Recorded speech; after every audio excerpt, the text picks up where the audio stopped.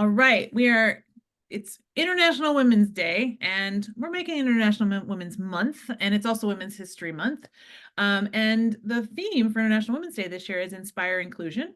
And so the way I'm dealing with that is by interviewing women who inspire me, who I admire, who are my friends, who are people that I love. So I am interviewing my friend Dilara. We used to work together in the past, and we've stayed friends. She did this beautiful artwork on my wall that everybody always asks me about. She also did the beautiful artwork on her own wall. So I get asked about this stuff all the time. So I just wanted to call it out. This is the artist. So would love to just turn it over to you to introduce yourself, tell us a little bit about you, and then we'll dive into some questions. Yeah, thank you so much. Yeah, I want to first appreciate that you always show my art in so many places. Started with a product placement. But anyways, thank you so much for having me. So I think I wanted to just start with the journey of where I come from. So I'm originally from Turkey, grew up in a quite open-minded and talented parents who really helped me to really be in touch with my individual self at a very young age. They're also quite artistic parents. My dad is a musician, and my mom always did a lot of crafts, even though she was working full time. Especially in a very traditional family setup in Turkey, that I was growing up quite independent and being given the opportunity to be myself. So after, trying out different areas, because I was interested in science, even though I was growing up with a lot of creative outlets, lots of reasons that I ended up studying engineering. And later on in my career, I turned into design field. So I'm in that world of design for, I think, over 10 years now, particularly in the last 4 to 5 years, more in the leadership setup. Leading different design organizations at different stages and different sizes. Most of my career actually happened abroad. So after I studied engineering, I've moved to change my career to design to New York, where I also happened to experiment with a lot of different creative projects. And then I landed in Berlin with an opportunity growing here. And I also wanted to be closer to my family. So I've been here for 7.5 years, really enjoying it. Currently I'm also in a leadership role. I have a team of product designers. I'm mostly working in tech, different fields over the course of my career, mainly in fintech over the past couple of years. And I'm currently jumping on a new journey. I'm exploring different paths in my career and taking the time to the things that I enjoyed doing when I was younger, again, to have a more compelling life moving forward. And beyond work, I enjoy immersing myself with artwork, feeling very inspired to paint inspiring women, to inspire other women. So I'm really happy that it inspires you every day when you see them coming to your room. And also have a lot of interest in psychology, journaling, and traveling. So I guess that's me in a nutshell. And yeah, super excited to be here. Yeah, I'm super happy to have you. I remember, just very briefly on the art, it was during the pandemic, we were all in this crazy lockdown. You were painting and posting on Instagram, and I was like, can I buy those? And you were like, no, but you can tell me what you want me to paint and I'll paint them for you. And I was like, okay, yeah, I buy them, right? I know. It was never meant to just, to turn into something like that. It just really helped me to do something more mechanical, because we were just spending so much time on screens, and that really helped me, playing around with colors and finding and messing this up. Nobody sees so much of the background, but I ruined a lot of canvases. So it takes a journey to get there. It worked out great. Yeah. It's been really, for me, it's been really fun, because when people ask me about it, they'll ask me, well, who are they if they don't know, right? And so everybody generally knows this is Ruth Bader Ginsburg. The rest, they're a little, maybe Maya Angelou, right? But it's been really fun to tell them, that I picked them, that you said, hey, you can pick the women. I gave you a list and you said, I'm on it.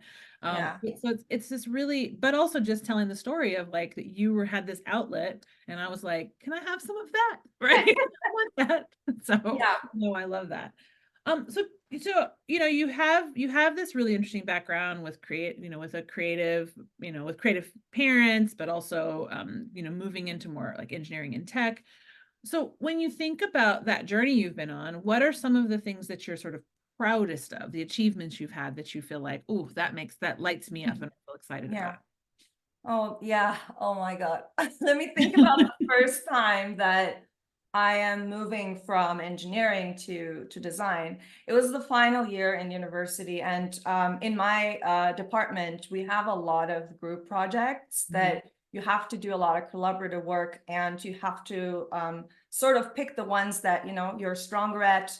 But then there was like sleepless nights where we were exposed with a lot of projects, which I tend to not really enjoy because my heart was in somewhere else, and I was exploring like this stuck feeling in me with a couple of friends, and who are mainly women in my network, who have been asking me like, so what are you going to do with all of the sketches that you've been doing in between your chemical engineering classes? Like they started really nudging me with all of these things, which in the end got me thinking like, what am I going to do with my life? And I was feeling very hesitant to take the jump because it feels like a very big threshold to pass it on. And one of the evenings, I remember that I was having a call with one of my best friends, because she also gave me that sketchbook, which had a New York illustration on top, to sort of like motivated me, because I started thinking about maybe I should move to New York. But all of these things felt very scary for me. But then I remember there was one moment that she told me that like I really need to follow my passion. And then I told her like, maybe I'm thinking about 2 year going behind instead of starting a job right away. Yeah. But when I spend 20 years in my career, when I make that jump, I'm not going to remember that 2 years where I feel behind.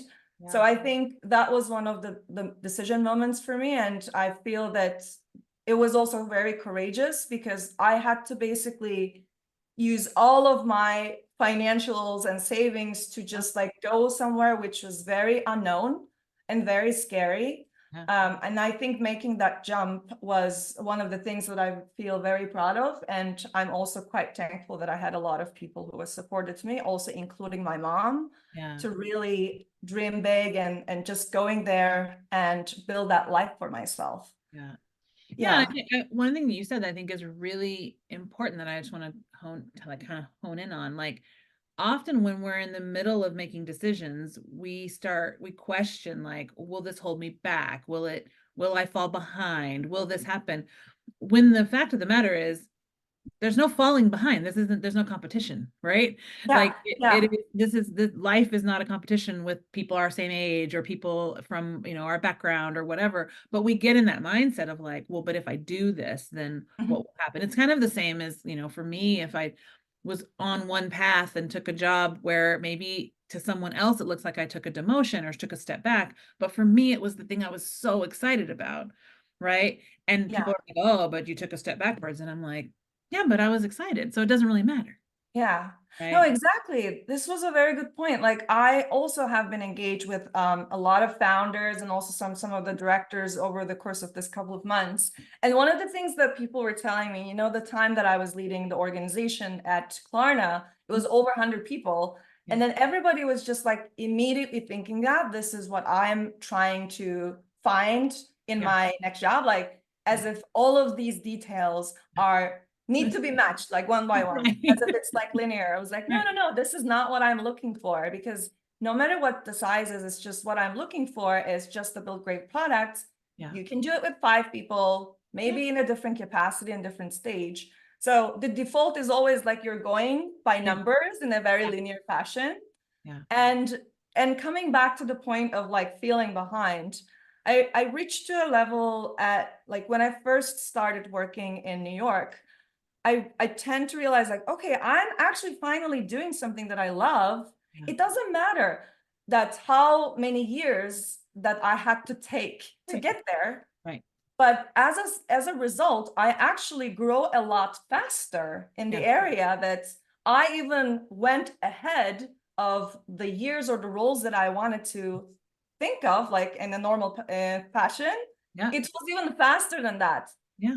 At that point, though, it didn't really matter, because I think what's all matters is that, you know, all of the chapters in your life, either professional or personal, adds up to the new one, and doesn't always have to look like this. No, I mean that, and I think you and I have talked about before, like the best advice I was ever given was by a woman at Amazon that said, don't follow a career path that looks right on paper.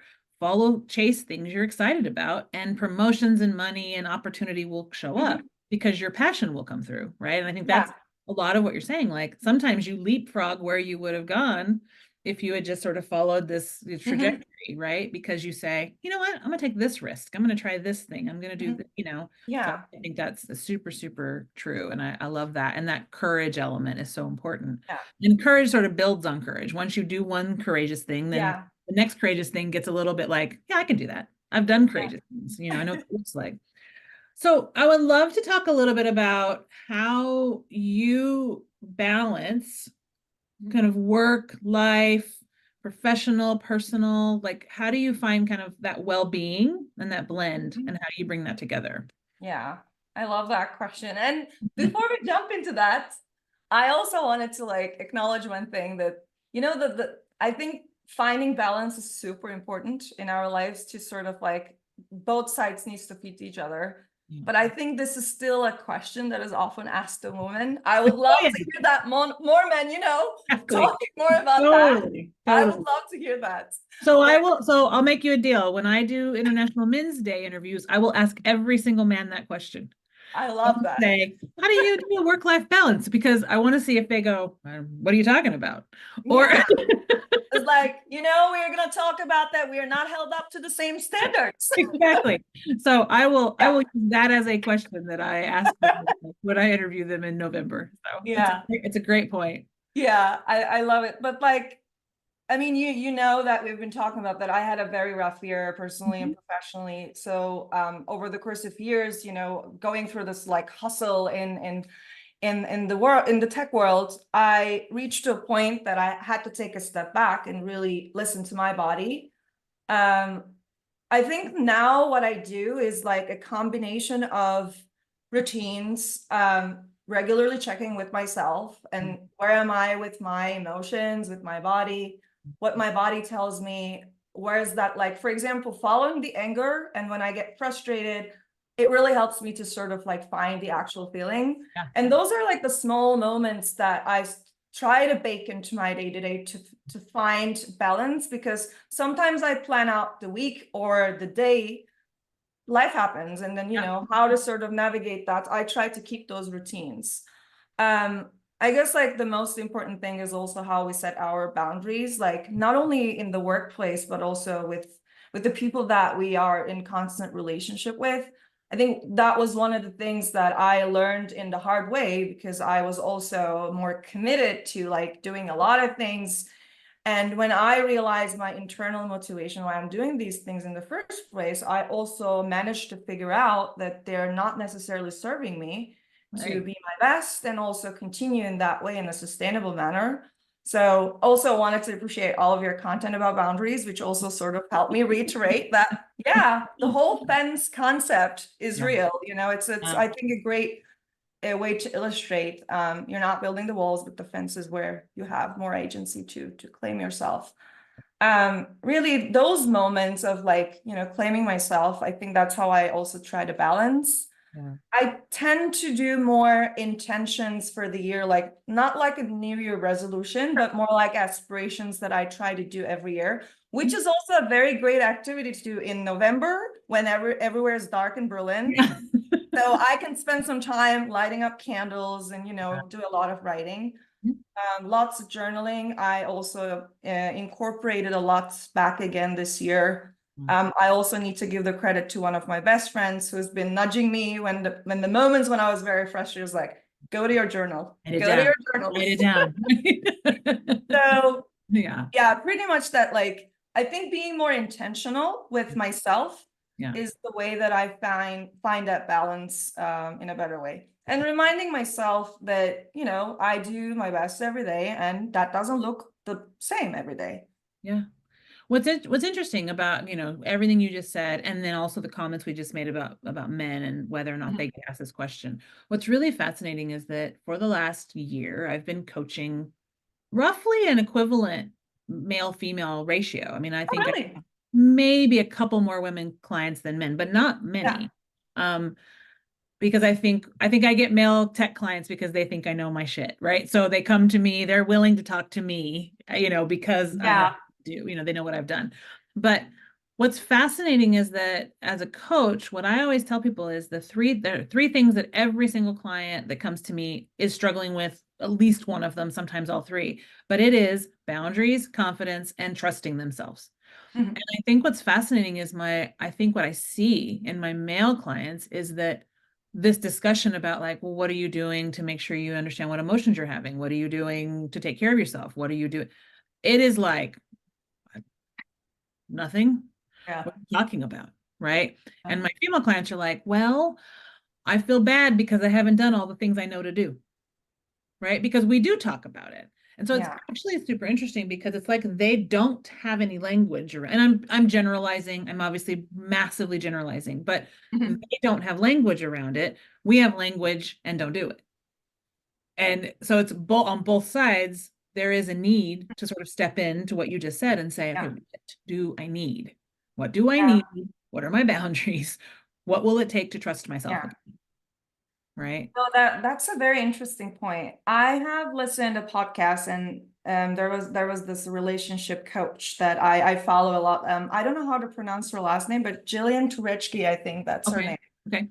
Okay. Somebody was asking about the change, like, can people change? Yeah. And there was one reference that it really stuck with me. It says that, you know, people can change, but many don't, because the consequence of changing, when it's painful enough that people are doing it, maybe with us developing those, for example, we have the language, but we are not applying because maybe we are really waiting for that status quo to be very painful so that you actually take the energy. So I see that there is a lot of proactivity needed in order to get through that, because it's again a pattern of change. Yeah. And if you don't nudge yourself to build those routines, I think it's super hard to do that. And then you get into the cycle of guilt, and then you're not doing it. And then you don't have, and Yeah. let's use our tools.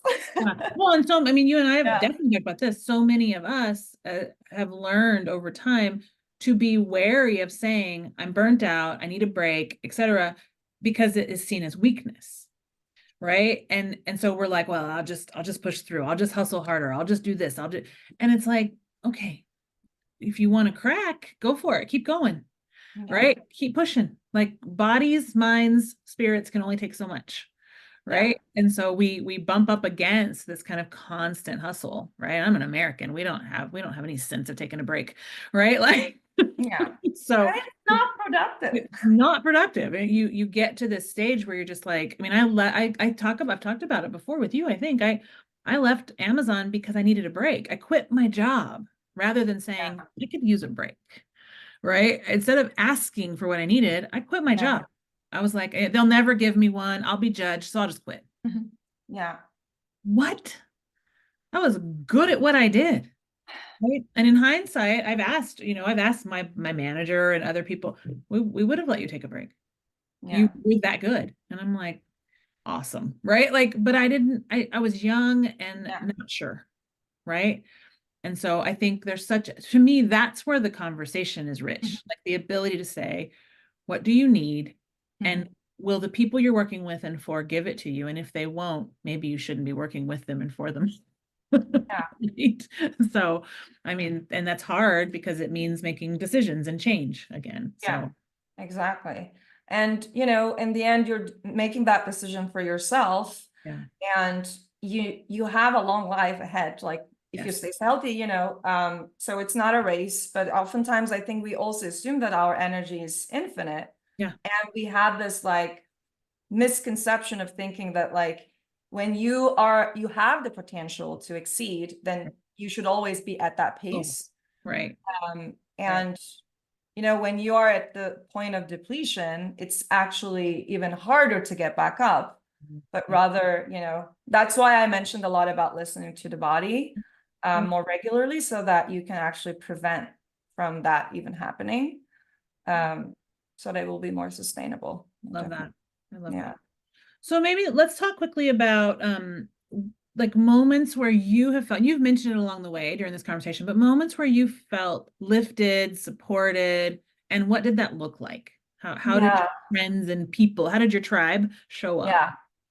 I can give like a combination of like both professional and personal, and like specifically for this year is a special moment for me to also appreciate all of the close friends who are with me. They all really supported me and appreciated me along the way. It was a very rough year for me. And one of the examples was actually, I wanted to give more from my professional life. A couple of years ago, I had a former colleague that we used to work very closely at Klarna. We also worked in the same company at the moment. Yeah. When our leader transitioned, we basically sort of co-led the entire organization. And it was, a lot of change management and rough decisions that we had to make during that time. And we were both not quite ready mentally and emotionally. Sure. But one of the things that I felt really supported by her, that she was a very empathetic person, and she was proactively figuring out how I feel even before me. Yeah. And really like helping me to expand my life beyond just work by, us, for example, having some goal sharing over the month that we were making each other accountable. And she was the one who actually really helped me to get into a more steady and consistent mental state during that time. And I cannot appreciate it longer enough. And we became really good friends afterwards. And I think one of the things that she did really well was really creating me the space to be vulnerable, because it was quite a hard thing for me to do in the past. I think I was sort of conditioned to always like, stay stiff and very like, I can do everything, nothing can beat me down. So I think I took the resilience like sometimes in a different and not so productive way. I think she really created that space for me to be vulnerable and open up. And, that time period became much more fulfilling for me. I learned a lot from her. I couldn't appreciate enough. So that was one of those moments, I would say, more in professional life. But also in my personal life, I had couple of friends from university, and one of them was actually my roommate, and then we ended up renting a house, like an apartment together in the last year. We both went abroad and then reconnected, as she also lives in Germany in another city. But during this like time period when I was taking a step back from work, we connected in a very different level in our friendship, and I felt that she also showed me that empathy and room for being open and being vulnerable. And she really helped me to like be in touch with my true self and what makes me happy and creative. So really feeling that this year was a transformational experience for me, like really being in contact with a lot of women in my life. I see that impact on me. And those were, I think, two examples I can think of. I love that. When you were talking, it reminds me of Brene Brown. She does vulnerability and shame research, and she always says, strong back, soft front, right? And that's we need a spine that holds us up and says, I'm strong, but we need to have sort of a soft front that allows us to be vulnerable with others, right? And so love that the way as you were talking, I was like, that's what a lot of times for me, the women in my life, you included, like the women in my life make that space for me to stand tall and have a strong spine, but to be soft and approachable and able to talk about what needs to be talked about. So that's exactly the feeling I got as you were talking about it. So I love. No, I definitely feel the same way about you. Like when I think one of the things that I also felt that a lot with you, that I also feel very comfortable opening up, because you also create that space and also willing to share your experience and how it makes you feel. I think the feeling of like, oh, I'm not alone was actually the first time when I talked to you about the challenges at work. Mhm. So that is because you don't actually realize how lonely you feel until somebody really tells you that. So Yeah. just wanted Yeah. to appreciate that as well. Yeah, no, I mean, Yeah, I totally agree. I felt the same way with you. And I think there's a sense of, it is, the whole concept of it's lonely at the top is just true. The further up you go, the more you hold and have space and have all these boundaries around being the boss and all of that. And then you look around and you're like, where are my friends? Right? yeah, Where are my people? Right. And so when you yeah, sit with someone and say, this is what's going on with me, and the other person goes, yeah, okay, yeah, absolutely. Yeah, right. We'll talk about it because me too, right? yeah, And suddenly there's this like, "Ooh, thank goodness I'm not all by myself. I'm sorry you're in it too, but I'm not by myself, right?" yeah. I think it's Makes a huge so difference. important, huge difference. And I 100% believe that there have been moments for sure in my career and in my life that I wouldn't have survived without that, right? That if people hadn't sort of Yeah, swooped in and been like, I got you, let's talk, right? yeah, That I would have been a goner, right? yeah. So I totally. 100% agree. Yeah. So last question, it's the question I'm asking everyone. Mhm. If you were going to give young Dilara some advice from where you are now that maybe those who are listening would take something from, what would it be? Yeah. Oh, I actually love that question because, I also reflected a lot about that, either intentionally or unintentionally. So I can talk a little bit about those. First of all, I think just let go of the things no longer serve you. So be very in touch with what's in your life and who gives you energy, who drains you. It can be either professional or personal life or anything that you're engaged with. Yeah. Even though change is painful, as we talked about, really don't wait for the pain to just deplete you to make Yeah. that change. Uh, One of the things that I appreciate a lot at this stage in my life and wanted to tell my younger self is that prioritize relationships, uh, especially with your girlfriends that you know from school, from your neighborhood. uh, Those are really powerful. And if you don't intentionally prioritize time, you end up just like cutting out what's happening in your own life, but you don't really evolve and deepen your right. relationships. And I think there's a lot of power in there. And as the life evolves, we need to be more intentional and please prioritize time with Yeah.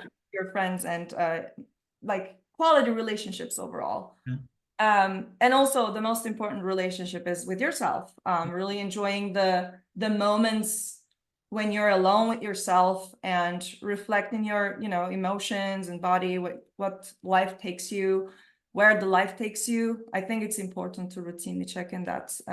Don't abandon that relationship Yeah. because Totally. sometimes life gets in the way, and I made that sort of derail in my life as well. So it's super important. Yeah. And as I mentioned in the beginning, like you're doing your best and your best is not the same every day. So it also helps developing a lot of self-compassion. I think we're not very drawn to show the same compassion that we show to our friends and family as much as to ourselves. So I think that would be something I'll definitely tell my younger self, Love like that. you're doing your best. Yeah. Yeah. You're doing all right, right? Like Yeah. you're gonna be okay, right? Yeah, I Yeah. 100% agree. I think all of those pieces of advice are super, super important. And they're so, like, when we start to betray ourselves and then we're not compassionate with ourselves, man, that is a recipe for an explosion, right? Yeah, And definitely. so when we say, wait a minute, I'm gonna give myself some compassion and some grace, and then I'm gonna look again to see, okay, how can I be on my own side? How can I have my own back? Okay. Absolutely. So I Yeah. love that. I love that. Yeah. Well, thank you so much for sharing and Yeah. for being willing to do this and talking through that experience. It's so helpful. And I think, like you said, um, so much of this is about not feeling alone. And that's part of why I'm doing this, is so that women will listen to these conversations and go, oh, I felt like that before. Yeah. I know what that's like. Yeah. You're not by yourself. We're not alone. There are people who Yeah. are there. So Yeah. Thank you so much for having me. It was lovely to chat with you. And Yeah, of course. I'm looking forward for the others ones when I know you it's gonna come be up there. fun. Yeah. It's really been fun so far, so I'm really excited for everybody to get to watch them. All For those right. of you who are watching, there's a little QR code in the corner where you can donate to the Malala Fund. The Malala Fund helps women and girls get education in traditionally places where they may not have had access, but also in areas where they might want additional access. So in STEM, medical, legal, places like that, where we're looking for opportunities. So over the course of this month, we're raising money for the Malala Fund. So if you feel like donating, grab that QR code and give some money and we'll make sure it gets to them. So Dilara, thanks a lot for today, and I'll see everyone in the next video. Thank you.